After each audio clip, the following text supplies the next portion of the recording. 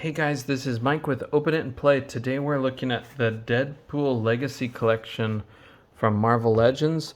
This is the Wolverine based on... I guess he's based on Wolverine from Deadpool, though I didn't see this costume in the movie. But I guess maybe it's more like a throwback to the days of the Fox universe. But I bought this guy just to make a punk. it's an easy switch to make a punk. All I have to do is put a different head on him, pop his fists on, and he makes a relatively inexpensive punk. But let's take a look at him. He's in this box that's kind of got a sticky part on the bottom. I don't know exactly what that's from, but maybe something for these plastic, maybe something like this, I think, that came off of some box or something. But anyway, the box, I should have gave you a look at the box first, but it's the kind of smart-ass Deadpool on the side there. And the other side, got the Deadpool logo. I think this figure looks pretty good if you're like a Fox X-Men fan. I was a big fan, but I really hoped that they'd do something closer to the comics instead of making it Wolverine movie every time. But overall, I like Hugh Jackman in the role. I just really want a short, not so handsome, fuzzy, hairy guy in the role. And I'm afraid we're never going to get it. Marvel is screwing up things so bad with their choices recently, so... hopefully I'm wrong. Please prove me wrong, Marvel. But it kind of looks like game over right now compared to what it looked like before.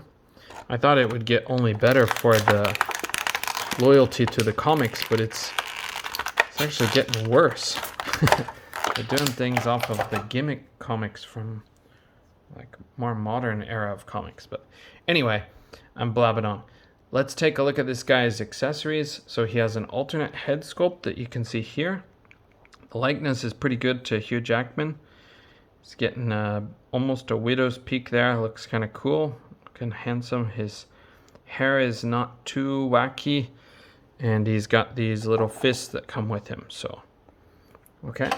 And onto the figure itself. We'll get it out of this plastic. This packaging is kind of minimal. It does have plastic, but it's kind of minimal, so it's kind of nice. Okay, so this is the Screaming head sculpt. I really don't need this, but maybe I customize it into somebody. And he does have a dumbbell joint that barely moves. Oh, Hasbro, come on. So let's see what his range is. Of course, he can look side to side. I realize sometimes in my reviews I forget to say about side to side, but he can look down that far, up that far, so it's pretty disappointing. You're going to have to cut out some stuff from the neck if you want a better range. But he does have pretty good detail for his sculpt, like all movie figures do. He's got these little dog chains. I don't know why you would have that if you're a secret project, but I guess they figured he should have it. Maybe he had it in the comics too. I'm not positive about that part. Okay, and the hands on this one are pretty good. They've got the better blades, but I don't know if the skin tone will match up to any of your other Marvel Wolverine figures. If it does, it's great, but it looks like the coloring on the neck here doesn't quite, let's take this off so you can see clearly. It doesn't quite match up with this. It looks better in person, but on camera it really doesn't look very good, huh? It looks kind of yellow for this part. But the ball peg matches. It's a softer plastic, that's why. Okay, and let's take a look at his articulation real quick. He can go, let's see, ab crunch down and back. Come on, focus on him. Down and back. His arms will go around. He has pretty kind of functional butterfly joints. They're not great. He's got the cut at the bicep, which is pretty good. It looks muscular in here instead of a straight cut. Double jointed pinless elbows. We'll go way back.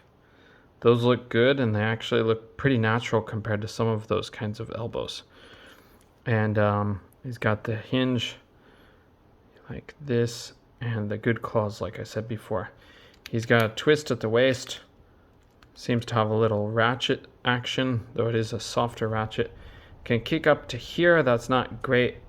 Back, just a tiny, teeny. I don't even know if it's back really.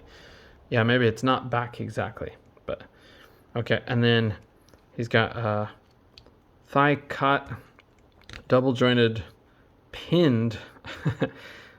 These jeans are pinned. Knees, and he has, what does he have for his feet? He's kind of limited by this jean texture, but it does look a lot like real jeans. Very minimal range, like forward and back. I don't think you can cheat that very much, but he does have ankle pivot. So his posability is not fantastic. I'd say it's pretty average for a Marvel Legends figure, but yeah, I think he's a pretty good figure overall. I'm not someone who collects any movie figures, but this guy is just changing into a punk. Goodbye Wolverine, and hello Punk. Get these fists on him, and we just need some goofy regular guy's head.